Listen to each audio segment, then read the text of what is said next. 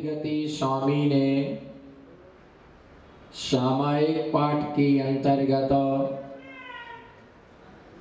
अपनी लघुता के लिए, साजता के लिए व्यक्त किया था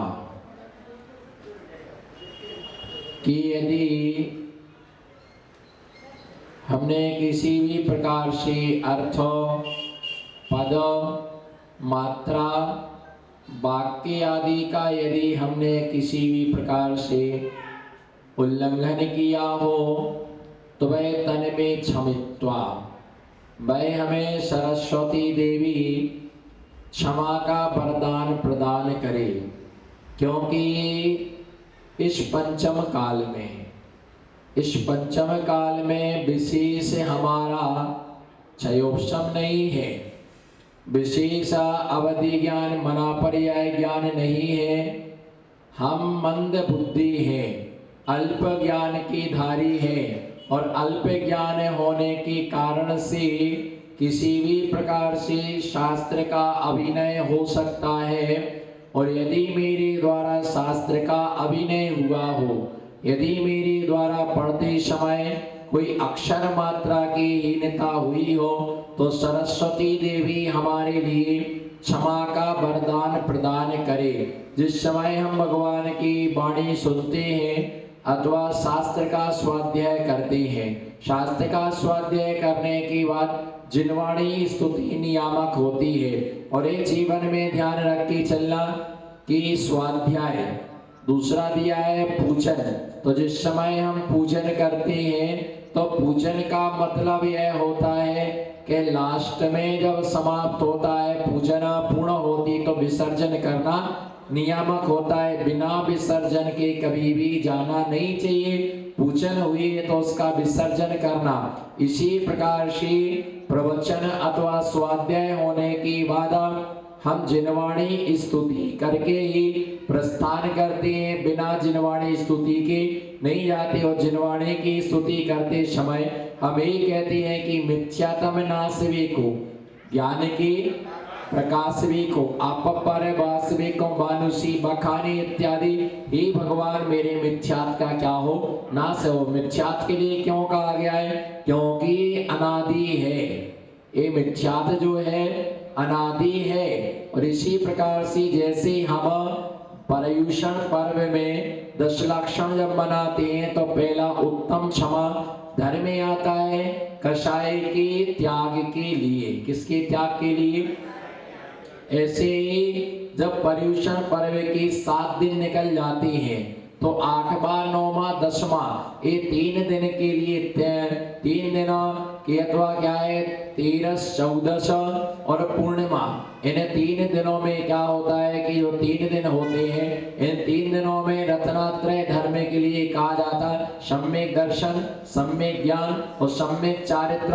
ये रत्नात्रय धर्म इसके लिए कहा जाता है। और ये रत्नात्रय धर्म जो होता है तो उसके लिए सम्यक दर्शन का मतलब होता है मिथ्यात का त्याग। जैसे उत्तम क्षमा माने क्रोध का त्याग, इसी प्रकार से सम्यक दर्शन का मतलब होता है क्रोध मिथ्यात का त्याग। सम्यक ज्ञान का मतलब होता है अज्ञान का त्याग। और सम्यक चारित्र्य का मतलब होता है कि असंयम का त्याग। तो ऐसे इस चीज के लिए दिया गया कि इन तीनों के त्याग के उद्देश्य से क्या किया जाता है? रत्नात्रय तीनों के मिथ्यात, अज्ञान और असंयम के त्याग के लिए वो रत्नात्रय कहा जाता है।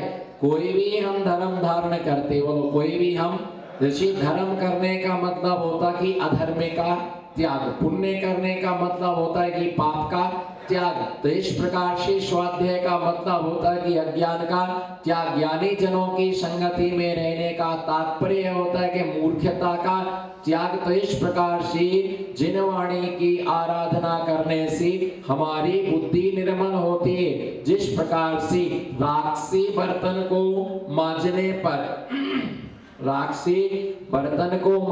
पर गंदा बर्तन क्या हो जाता है? शाप हो जाता है। इसी प्रकार से जिनवाणी की आराधना उस राख की तरह होती है कि जो हमारे गंदे मन के लिए क्या कर देती है? शाप कर देती है, शुद्ध कर देती है। और धर्म करने की बात बोलो, धर्म करने के बाद, पूजा करने के बाद, स्वाध्याय करने के बाद, दान देने के बाद, मुनियों की सेवा करने के बाद अगर मन में थोड़ी सी भी निर्मलता नहीं आई तो ये समझना कि हमारी मुक्ति 3 काल में भी संभव नहीं है ना। मन हमारा पवित्र नहीं हुआ, राग से बर्तन मांजने के बाद भी साफ नहीं हो रहा है। और मालूम पीतल का बर्तन होता है उसे इमली से साफ किया जाता है।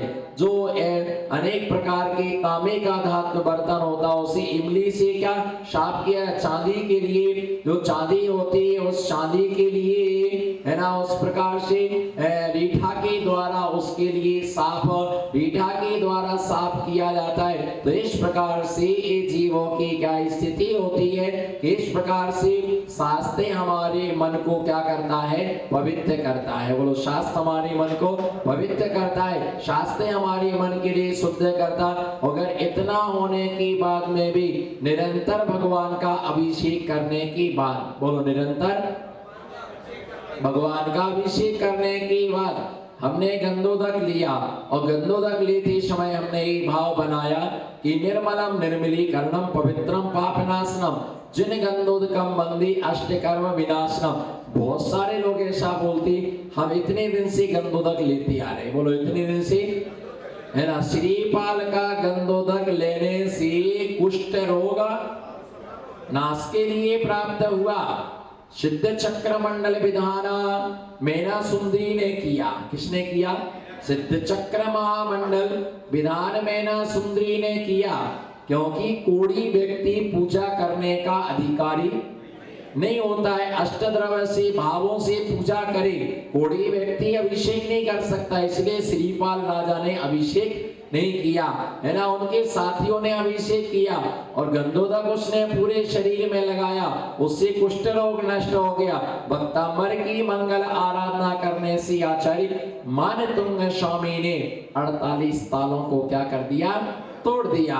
और इसी प्रकार से एक ही भाव स्तोत्र की भक्ति आराधना से जो है उनकी आराधना करने से बादी से सूर्य का कुष्ठ रोग क्या हो गया, ठीक हो गया। इस प्रकार से आराधनाओं के फल दिए कुष्ठ रोग गंधोदक से, पर उन्होंने उतनी श्रद्धा से क्या किया, लगाया, उतनी भक्ति से लगाया। हम स्वस्थ लाभ चाहते हैं, बीमारियों से मुक्ति चाहते हैं, लेकिन हम श्रद्धा के साथ वो कार्य करना नहीं चाहते। श्रद्धा से जब कार्य करते हैं, बहुत सारे लोगों की अवधारणाएं रहती है, उनसे बोलो भक्तांबर का पाठ पढ़ते हो, भक्तांबर पढ़ते हो, तो ये बोलते नहीं पढ़ते। बोले डर लगता है। मैंने क्या क्या डर लगता है? बोले कहीं अशुद्ध ना हो जाए। क्या ना हो जाए? कहीं अशुद्ध ना हो जाए, कहीं गलती ना हो जाए। अरे गलती नहीं करोगे तो कभी भी सही हो ही नहीं सकता है। जब पहली बार कोई साइकिल चलाना सीखता है तो चबूतरे से बैठता है। कहां से बैठता है?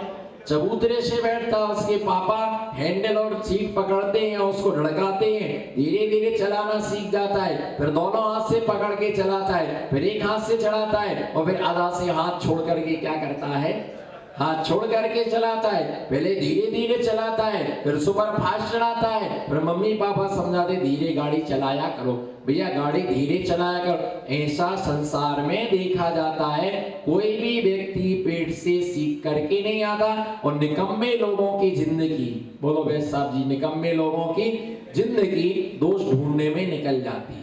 क्या? निकम्मे लोगों की जिंदगी दूसरे के दोष ढूंढने में क्या हो जाती है, निकल जाती। वे गुणों को ग्रहण ही नहीं कर पाती, अच्छाई को देख ही नहीं पाती। और विशेषता है जैन आगम में कहता कि जो सामान्य है वो विशेष है। बोलो, जो सामान्य है वो विशेष है, जो विशेष है वो सामान्य है। सामान्य को छोड़ करके विशेष नहीं होता। बोलो, सामान्य को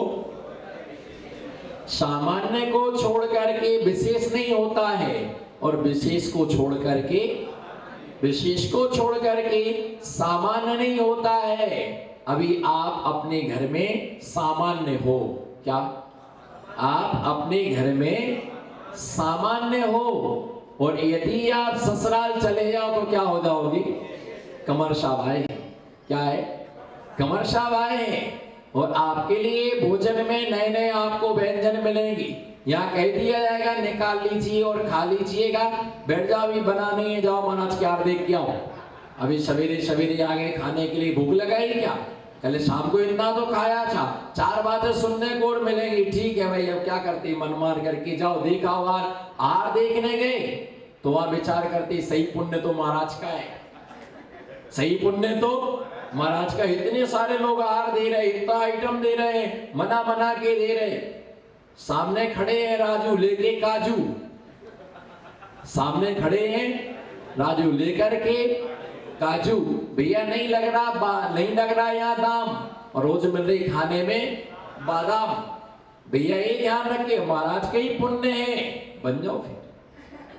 खाली आहार ही देखते कि महाराज का पुण्य है, बढ़िया है, महाराजों की मजे हैं। कितने लोग आते भैया, ये तो सब देखते कितने, फिर सर्दी गर्मी पद विहार कांटे कंकड़ परिचय उपसर्ग भूख प्यास है ना केसरोंच, ये सब बाधाओं के लिए क्या करना पड़ता है, सहना पड़ता है। इन सब बाधाओं के लिए सहना पड़ता है, बिना बाधाओं को सहन किए कुछ भी होता नहीं है। 22 परिचय शान करना पड़ते हैं, है ना। यहाँ पर जो क्या है सामान्य, और वहां पर क्या है विशेष। क्या सामान्य और विशेष, तो ये क्या है सामान्य क्या है और विशेष क्या है। तो अपने घर पर हम जो रहते वो क्या है सामान्य है। क्या अपने घर पर हम जो रहते हैं तो सामान्य है, वो जब किसी रिश्तेदारी में जाते तो हम क्या हो जाती है, हम क्या हो जाते विशेष हो जाते।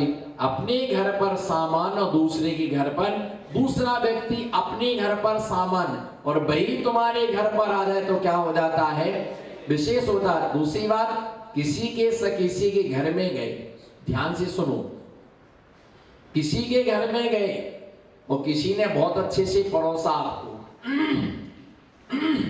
किसी ने बहुत अच्छे से आपको कितने दिन परोसेगा बहुत अच्छे से, ये ले लो अंकित भाई ये ले लो, आपने कम खाया, बोलो आपने कम खाया, तो अपन क्या बोलते कितने बढ़िया लोग हैं, बोलो कितने प्यार से खिलाते, कितने प्रेम से भोजन कराते हैं। भैया वो 2 दिन की व्यवस्था है, अभी तुम 4 महीना को ठहर जाओ वहां पर, आप देखो फिर